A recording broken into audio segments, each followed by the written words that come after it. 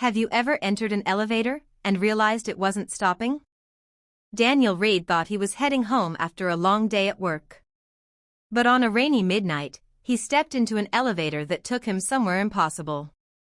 An elevator that didn't go down. It only kept going up. And what he found beyond the highest floor changed his life forever. It was nearly midnight when Daniel Reed left his office. The city was silent. Rain tapped softly against the windows of the 30-story building where he worked. Daniel was the last employee still inside. Everyone else had gone home hours ago. Tired and exhausted, he packed his laptop into his bag and headed toward the elevator. The hallway lights flickered briefly. Daniel ignored them. He pressed the elevator button. Ding. The doors slid open. The elevator was empty. He stepped inside and pressed the lobby button. Floor 30. The doors closed. The elevator began descending. 29. 28. 27. Everything seemed normal. Then suddenly, the lights flickered. The elevator jerked violently. Daniel grabbed the handrail. "What was that?" he muttered. Then something strange happened. The elevator stopped. Ding. The display showed Floor 31. Daniel frowned. That was impossible. The building only had 30 floors. The doors slowly opened. Beyond them was darkness. Complete darkness. No hallway. No lights. No sound. Just black emptiness. A cold breeze drifted inside. Daniel immediately pressed the close door button. The doors shut. The elevator continued moving. His heart pounded. This has to be some malfunction. But deep down he knew something was wrong. A few moments later. Ding. Floor 32. The doors opened again. This time there was a hallway. But it looked ancient. The wallpaper was torn. The lights were dim. Old portraits lined the walls. Daniel had never seen this floor before. Then he noticed something terrifying. Every portrait showed him older versions, younger versions, different versions. One showed him as a child. Another showed him with gray hair. Another showed him wearing clothes he had never owned. The doors closed before he could react. Daniel backed into the corner. His breathing became heavy. The elevator continued upward. 33. 34. 35. The numbers kept climbing. The building had only 30 floors. Yet the elevator seemed determined to keep going. Suddenly a voice echoed through the speaker. A woman's voice. Soft. Whispering. Do not get out. Daniel froze. Who's there? No response. Only static. Then again. Whatever happens, do not leave the elevator. The line went dead. Daniel stared at the speaker. His hands trembled. Ding.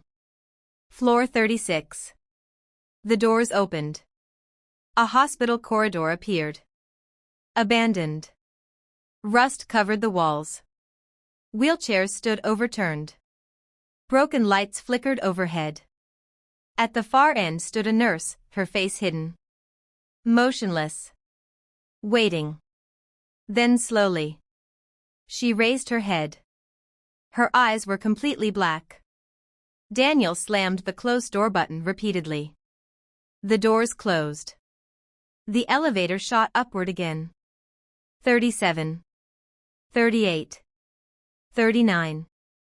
40. The numbers accelerated. Now the elevator was moving faster than before. Much faster. Almost impossibly fast. The walls groaned, the cables screamed above him. Then suddenly, everything stopped. Silence. The display now showed Floor 50. Daniel swallowed hard. A new message appeared beneath the number. Welcome to the transit floor. What does that mean? He whispered. Ding. The doors opened. This floor looked different. Perfectly clean. Bright white walls. No dust. No decay. No darkness. In the center stood a single desk. Behind it sat an elderly man in a black suit. He smiled. Good evening, Daniel. Daniel's blood turned cold. The stranger knew his name. Who are you? The old man folded his hands. I manage arrivals. Arrivals where? The man smiled wider. That depends on which floor you choose. Daniel looked around. What is this place? The old man pointed upward. There are infinite floors. Each one leads somewhere different. Daniel shook his head. That's impossible. The man laughed softly. So is this elevator. Daniel stared at him. The old man continued. Some floors lead to the future. Some lead to the past. Some lead to worlds that never existed. And some. His smile disappeared. Should never be visited. Daniel stepped back. This isn't real. The old man sighed. Everyone says that. Then he pointed toward the display. Daniel looked. The elevator panel had changed. Instead of numbers, strange symbols appeared. Dozens of unfamiliar buttons. Hundreds of them. Each glowing softly. The old man spoke again. Once you pass floor 50, the elevator chooses for you. Daniel felt fear rising inside him. What happens if I stay? The old man remained silent. For several seconds. Then he answered. No one has ever returned to tell us. Suddenly the entire floor shook violently. The lights flickered. The old man's face changed instantly. For the first time he looked afraid. It's coming. A deep metallic groan echoed somewhere above them. The sound felt enormous. Like something moving through the elevator shaft itself. Daniel looked upward. A distant roar echoed through the darkness. The old man stood quickly. You need to leave now. What is it? Daniel shouted. The old man whispered. The passenger. The lights exploded. Darkness consumed the transit floor. Something massive moved in the shaft above. Closer. Closer. Closer. Daniel ran into the elevator. The doors slammed shut. The display began changing rapidly. 51. 52. 53. 60. 70. 100. The numbers climbed impossibly fast. Then, a loud bang struck the roof of the elevator. Something had landed on top. Daniel screamed. Metal bent inward. Claws scraped across the ceiling. The creature was searching for a way inside. Another impact. The ceiling cracked. Long black fingers pushed through the metal. Daniel backed away. The elevator accelerated faster. The creature roared. The entire cabin shook. Suddenly one button began glowing. Only one. Lobby. Daniel lunged forward. He pressed it. Everything went black. For a moment he felt weightless. Then. Ding. The doors opened. Daniel collapsed onto the marble floor of the building lobby. Security guards rushed toward him. Sir. Are you okay? Daniel looked around. Everything was normal. The building. The lights. The reception desk.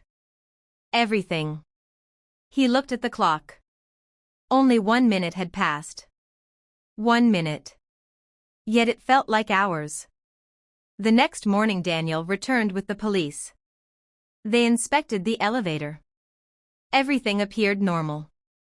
Until one officer noticed something scratched into the ceiling. 3 words. Deep enough to cut through steel. The words read, "See you again, Daniel." Daniel never entered that elevator again. But sometimes late at night, security cameras inside the building record something strange. The elevator doors open on floor 30. No one enters. No one leaves. Yet the display begins climbing. 31. 32. 33. 34. And somewhere beyond the highest floor, the passenger is still waiting. The end.